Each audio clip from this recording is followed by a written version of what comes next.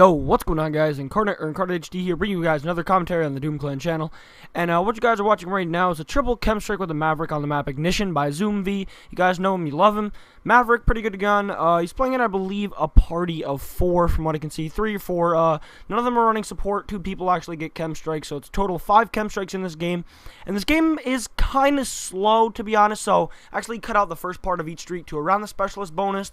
So hopefully you guys don't, care about that, because this is almost a 9-minute commentary, and I really don't like sitting down for 12 minutes and talking into a microphone, because I kind of will run out of stuff to talk about. So what I am going to be talking about, once again, is another commentary, which is bringing you guys my opinion. As always, I do like to share my opinion with you guys. Leave your opinions on this topic in the comment section below. What are your opinions on it? Because mine obviously differ from yours, because people can have different thoughts on things. That's what makes the world great. We have different opinions, and we can argue, and we can, there's really no better opinion about this. But yeah, so in recent news, Call of Duty has been on sale, or Call of Duty Ghost specifically, has been on sale for $40. Now, obviously, this is because the game isn't selling well. Now, previously, Black Ops 2 overall was the best-selling Call of Duty. Like, for the release sales and for the overall sales, it was the best-selling COD. So, market-wise and the amount the money they made-wise, yeah, it was the best COD. Obviously, it's an opinion on how good the game was, but for companies like Activision and Treyarch, it was the best Call of Duty.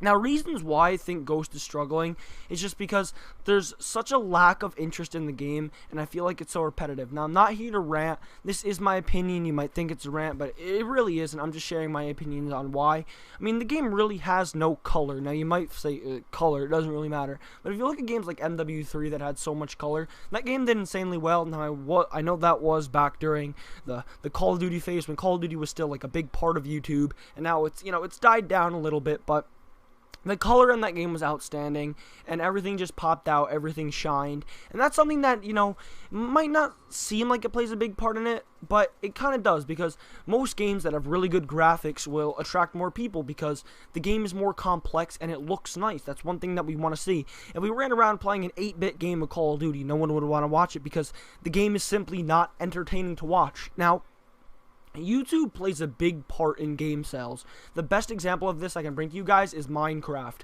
If YouTube did not exist, people and YouTube channels like Minecraft, they wouldn't be around. Minecraft would not be a thing. It wouldn't be on the Xbox, because it wouldn't be as big without YouTube. Now, with the lack of YouTube interest in Call of Duty now, that kind of brings down the sales, obviously, because if you look at channels like PewDiePie, if PewDiePie plays a game that no one ever heard about, and he plays it in one of his videos, people will go out and buy the game instantly, and that game will shoot to the top of the leaderboards, the top of the markets. It's insane. I remember once PewDiePie played a game, and I never heard of it before, but it was instantly at the top of the App Store, and that's just the kind of effect that the internet has on things. Games like Flappy Bird, no one ever knew about them until some of the biggest YouTubers started playing it, and the money was insane. I mean, YouTube played such a huge part in getting that game out there, and if you look at games like COD Ghosts, it isn't selling well because YouTube really isn't a thing for it. No one really watches Call of Duty videos anymore. I mean, you look at people like Pomage, yeah, they upload Call of Duty, but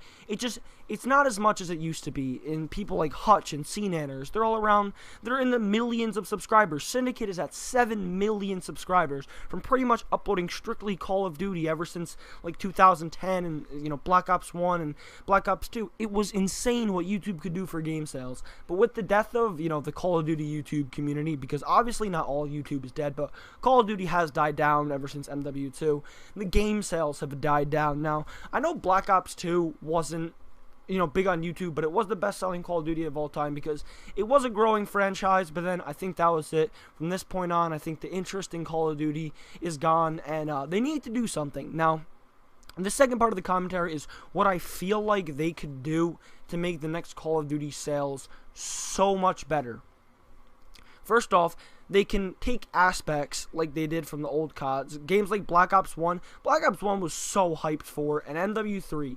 Those games were so hyped for. It was unbelievable. I remember just the night before, it was insane. I had those games pre-ordered. I was ready to get them, play them at midnight, or I went to the midnight release. And then Black Ops 2, I didn't go to the midnight release. I didn't get the game till it came out a week later, because the games are regressing. Not progressing, they're regressing. With the addition of new things, we're moving backwards. Now, the desperation currently of Infinity Ward, even lowering the price of Call of Duty, it's unbelievable to see such a company that was doing so well a few years back and is now, you know, basically begging their consumers to buy their game. It's unbelievable.